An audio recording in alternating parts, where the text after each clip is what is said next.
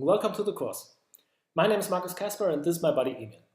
I work as a freelance commercial director, photographer and creative director.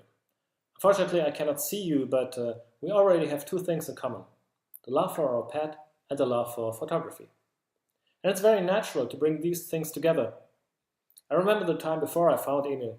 I was taking photos of landscapes, people, architecture, models and so on.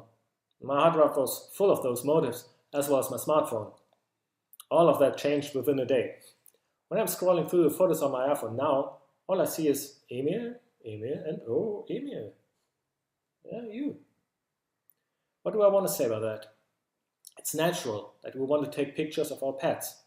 They're like little furry four-legged kids to us. And it's also natural that we want to share these pictures. So, if you have a dog or a cat for that matter, you probably also have a camera. Maybe you even bought one just for that purpose. And you have all the great pictures in mind that you want to take. And then you look at your camera and go, shit, what was this setting for?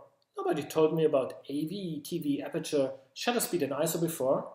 I just want to take a photo of my dog. And it better be a damn great photo because I've just bought this camera for $400.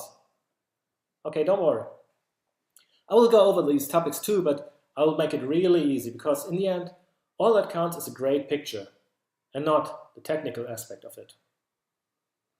On the other hand, you might already be familiar with the camera and don't need that sort of information. Maybe you're like, I just want to photograph dogs and cats and pets in general because I haven't done that before. Good. You might even be interested in selling your pictures. Alright.